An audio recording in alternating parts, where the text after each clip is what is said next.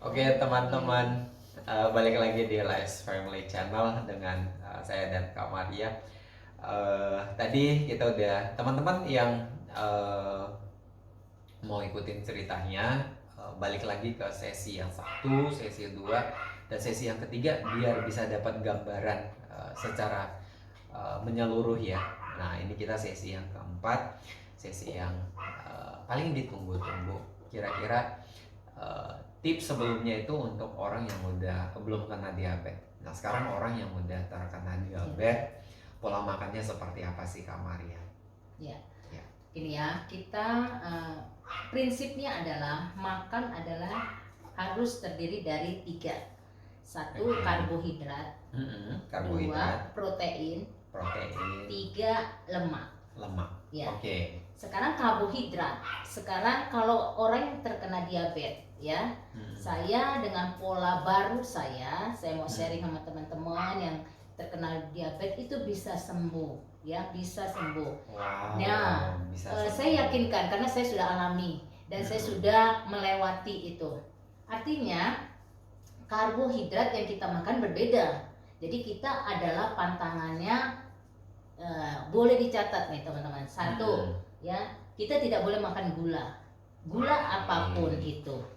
2, kita tidak boleh minum susu karena di atas 50 tahun ya, ataupun setelah orang dewasa, setelah orang umur 20 tahun ataupun ini sudah tidak memerlukan susu.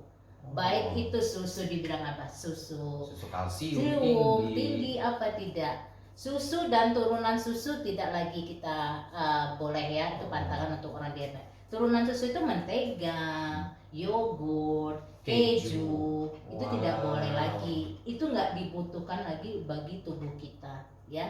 Kemudian yang pantangan lagi yang lain, terigu ya, terigu, tepung ya, tepung-tepungan terigu, sagu, terus apalagi gandum, itu kita tidak lagi. Gandum iya boleh, nanti saya kasih triknya ya, triknya ya bagaimana. Kemudian beras sudah pasti ya, mau beras merah, mau beras hitam, mau beras apa, itu tidak bisa. Kemudian minyak goreng, no minyak goreng sama sekali ya. Jadi kita bersyukur nih nggak ada minyak goreng dan minyak goreng naik gitu ya. Saya nggak kacau balau, nggak khawatir.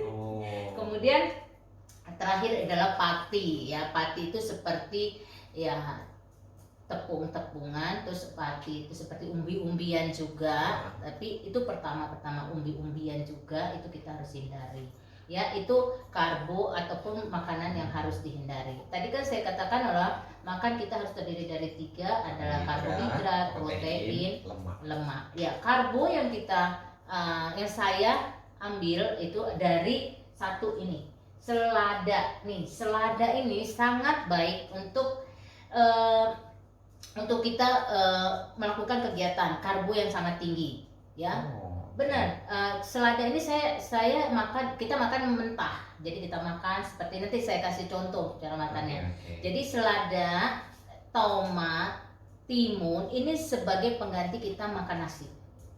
Biasanya kita makan nasi kemudian lauk ya. Nah, kemudian inilah nasi kita. Ini ada selada, ada tomat, ada timun nih.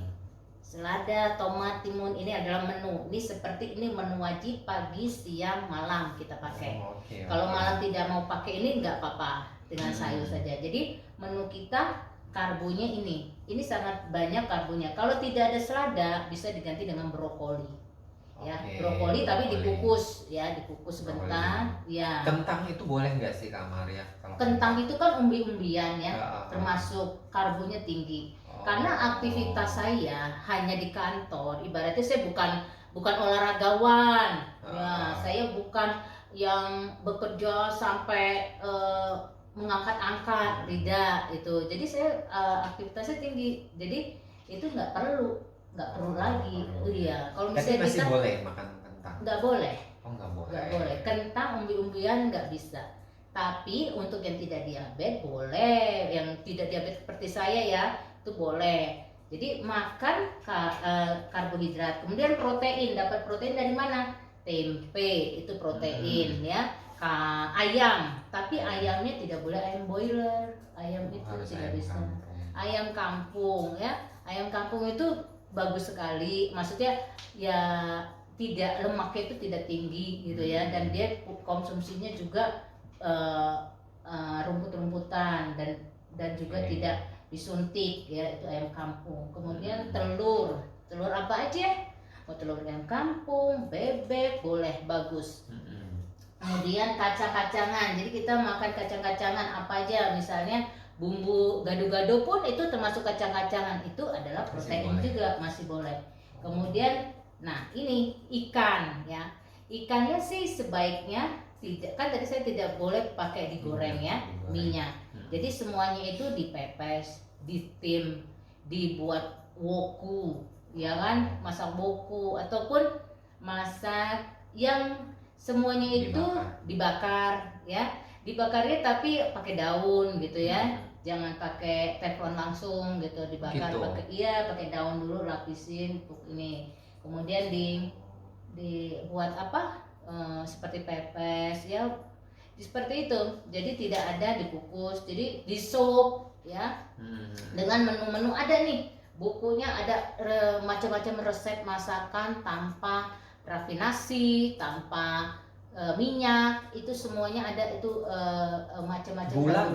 Gula, garam boleh, seperti ya, bumbu semua kita pakai, boleh. Rasanya masih ya? Masih banget bagus. Jadi yang nggak kita pakai adalah bicin, tidak boleh. Penyedap rasa, pengawet, terus itu pewarna juga tidak boleh. Nah itu memicu ya, juga metabolisme tubuh.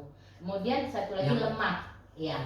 Lemak itu terdapat dari saya makanan itu alpukat, itu sangat bagus. Iya. Ini kita makan dengan alpukat itu sama kita makan dengan daging gitu loh ya.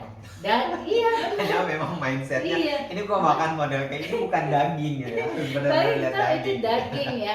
Alpukat yang udah mateng kan enak kan, potong-potong aja ya. Semua itu. Kemudian kalau bumbu itu kemiri ya, kemudian santan itu lemak. Oh, santan masih boleh. Santan ya. Ini lagi tips ya dari saya ya. Santan itu bukan tidak baik loh kolesterolnya, katanya membuat kolesterol jahat. Tidak, santan itu lemak baik apabila kita memakainya sekali.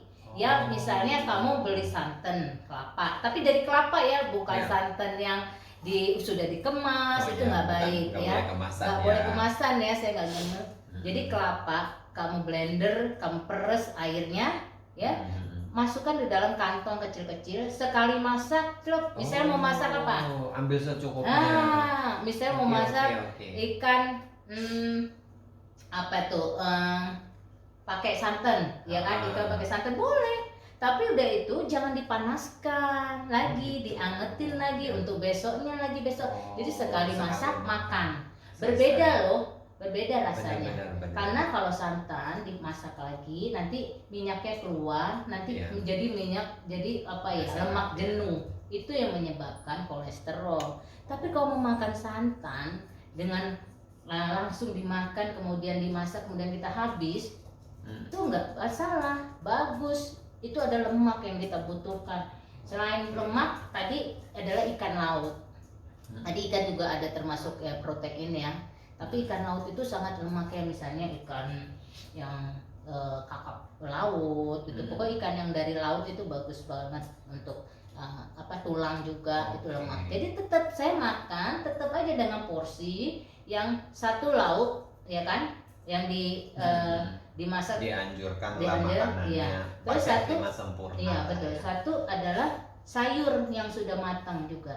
Jadi ini sebagai nasinya, kemudian lauknya sayur yang sudah matang, bisa gado-gado, tapi dengan sayur aja, tanpa lontong ya, karena kan tidak ada nasi. Iya betul. Terus ini dengan tempe. Nah semuanya itu dimasak tanpa adanya minyak. Bisa loh. Coba ya kita memasak, misalnya menumis, dia ada kemirinya, dia mengeluarkan minyak, bumbu-bumbu itu dengan api yang kecil. Nanti coba di ini. Kamaria kalau kan ekstrim sekali ya. Nah, betul. Kalau minyaknya itu saya pakai minyak zaitun, yang kata orang minyak zaitun takarannya 1 sendok apa setengah sendok aja. Iya, bagus. Itu kira-kira Ya. gimana? Masih oke nggak? Minyak zaitun bagus sekali, tapi jangan dipanaskan tuh tumis. Minyak zaitun ambil, masukin sini nih, kemudian makan. Nah, nih makan nih. Saya contohin ya, ini makan saya. Biasanya saya potong-potong Saya juga coba dong. biar layak lah ya, jangan kayak ini. Nah,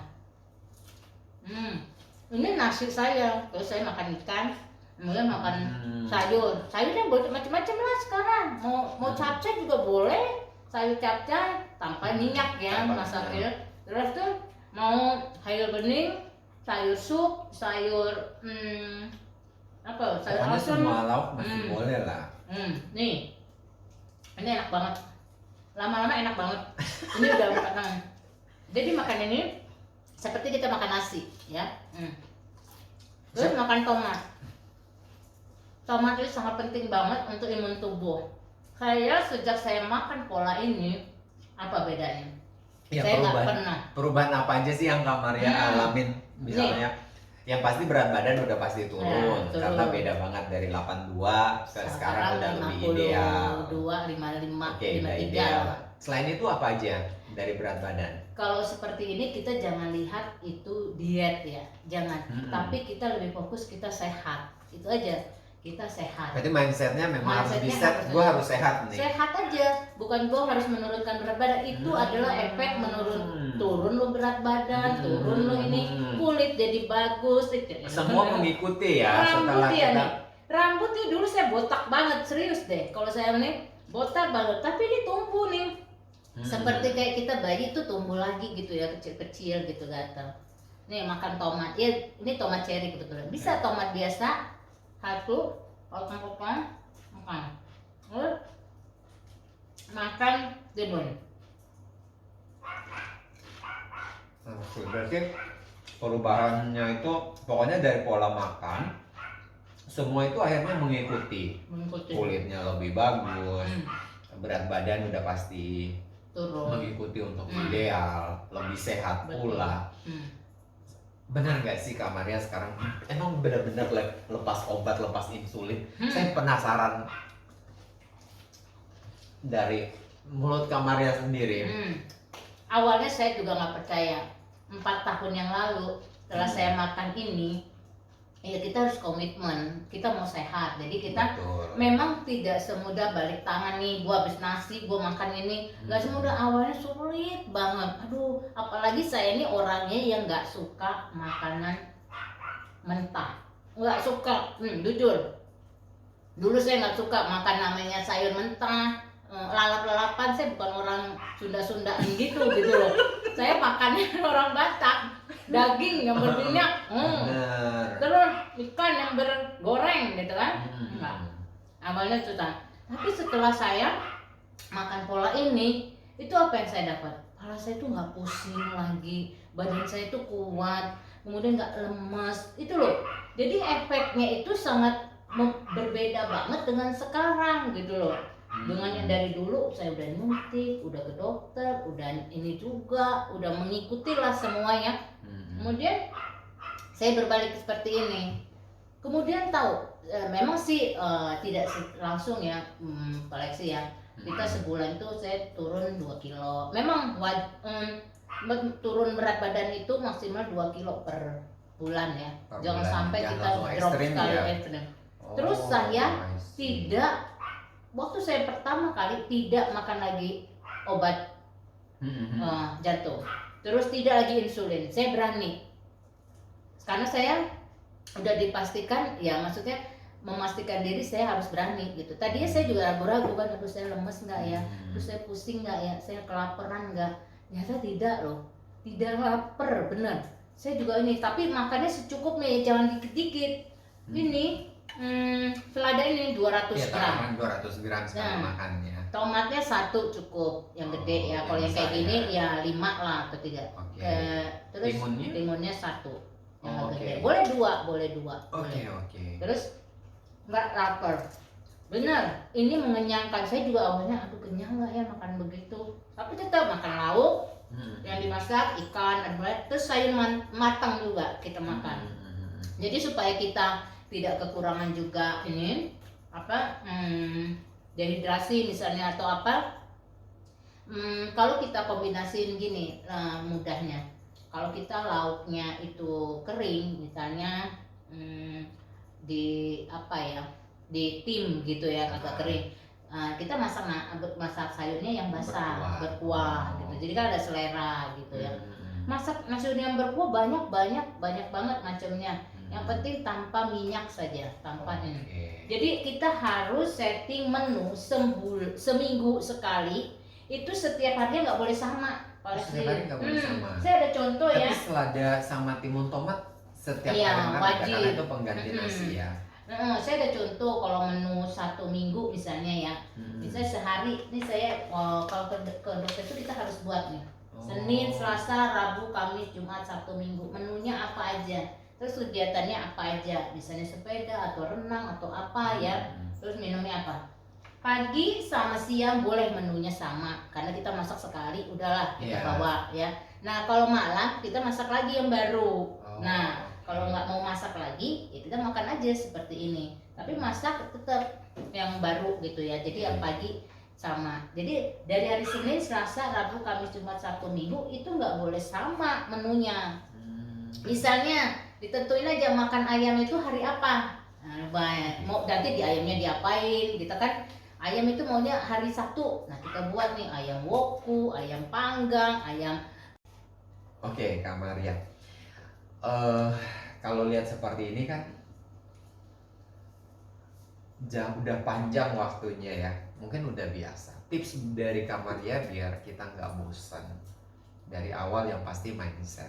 Yang kedua lihat menunya. Kira-kira gimana ya Kak Maria? Ya, memang sih. Kalau lihat bosan ya. Pokoknya kita pertama kan tadi komitmen dulu ya. Komitmen. Kita mau sehat, bukan mau diet ya, mau sehat ya. Kedua, supaya tidak bosan tadi katanya, menunya itu harus bervariasi. Ya, variasi artinya dibuat variasi masakannya itu diolahnya berbagai macam gitu ya. Misalnya nih ya. Nih Kak Maria coba nih ya Senin ya. Senin selada, tomat, timun itu udah pasti ya kan. Terus sup ikan tuna. Oke, sup ikan tuna. Ya kan? Itu ikannya. Terus sayur matangnya apa? Ini kan udah berkuah. Saya buat cah pare, dipotong-potong cah gitu kan. Satu kuah, satu ini. Nah, terus malamnya gitu kan. Saya buat ikan oyong, sup oyong. Sup oyong ya. Kita bisa sup oyong itu kita makan sama ini boleh, kemudian sama tomat, timun dan selada boleh gitu ya, sup oyong. Kemudian sama ikannya juga boleh. Jadi misalnya kita mau bakso, boleh, tapi jangan bakso kita buat harus buat sendiri ya. Saya buat sendiri. Baksonya bakso ikan, terus campur sayuran, tinggal blender masukin gini. Intinya makanan kita emang yang ngelola, nggak bisa ini ya. Iya, boleh kalau keluar kayak mana makannya gitu ya, boleh pilih aja yang dia tidak bergoreng gitu ya kalau keluar makan. Terus kalau dengan teman-teman gimana? Justru saya dengan teman saya bawa sendiri, udah biasa. Oh dia makanan saya, bukan aneh, tapi kita memberikan mindset kepada orang lain bahwa dengan makanan seperti ini saya itu sehat loh. Siapa yang ini? Misalnya Pak Lexi sendiri lihat saya sekarang sama dulu bagaimana? Ya, kalau saya ngomong beda ya. Bedanya bagaimana? Bukan karena beda. Saya itu lebih banyak pekerjaan malah yang ini loh, yang harus dengan tenaga gitu loh, harus menyelesaikan banyak pekerjaan dengan tenaga. Itu saya lakukan. Jadi supaya tidak bosan, variasi menu ya. Oke teman-teman ya, yang kita tangkap di sesi ini yang pasti pola makan, benar-benar pola makan. Kalau kita udah terkena diabetes berarti ternyata bisa disembuhkan ya teman-teman. Bisa sembuh, dan itu obatnya dari diri kita sendiri. Balik lagi ke diri kita sendiri, kita harus mengatur pola makan dengan baik. Oke. Itu. Nah, terakhir nih Pak Lexi. Kira-kira tips dari Kak Maria gimana nih? Oke, efeknya ya, saya setelah seperti ini kita harus cek juga lab. Oke, medical check up. Iya, terus medical ya. check up itu. Saya HbA1c saya kan kemarin 12. Turun ya 9,8. Kemudian turun lagi 7,9. Emang tuh turunnya nggak bisa. Nggak bisa drastis. Ya? Sekarang 5,7. Luar biasa. Wow. Iya. 5,7. 5,7. Kemudian tes jantung sukses bagus. Dulu nggak bisa, berhenti, kamu harus ini ulang lagi. Sekarang sukses bagus, detak jantungnya semuanya. Memang saya tetap masih pegang Sedokart teman-teman. Saya kalau dulu harus pegang. Setelah ini 4 tahun saya nggak pernah pakai lagi. Tapi tetap ada. Sedokart itu kan untuk kalau kita sesak tiba-tiba. Ya. Iya, melonggarkan itu udah pasti. Kemudian efek yang lagi yang lain adalah kolesterol. Iya betul. Gimana? Kolesterol itu terjaga banget gitu loh. Nggak perlu lagi kita ngukur-ukur karena standar kita sudah benar gitu. Kalau kita menghindari makanan yang tadi yang saya bilang minyak goreng, susu, gula, terigu, itu udah pasti. Kolesterol tidak. Kita karena makan adalah benar-benar protein yang benar-benar protein ya dari ikannya langsung gitu loh. Kemudian dari kacang-kacangan lemaknya gitu ya. Jadi lemak kolesterol kita nggak yang jahat gitu. Oke, itu untuk teman-teman yang sudah terkena diabetes ya. Oke, terima kasih Kak Maria sudah menyempatkan waktunya untuk berbagi dengan kita, berbagi dengan teman-teman juga di rumah. Mungkin nanti kita akan ada sesi berikutnya. Tergantung teman-teman boleh kasih komen, boleh kasih pertanyaan. Kira-kira seperti apa. Dan nanti di sesi berikutnya nanti kita atur waktu lagi dengan Kak Maria untuk bisa sesi tanya jawabnya ya. Oke, terima kasih teman-teman. Jangan lupa like, subscribe, dan juga share untuk informasi yang penting ini. Nyalakan loncengnya untuk dapat informasi. Terima kasih Pak Lexi, saya sudah diundang di channelnya Pak Lexi ini. Semoga apa yang saya berikan bermanfaat ya, sharing untuk kesehatan kita semua. Oke, salam sehat semuanya. Salam sehat. Bye bye.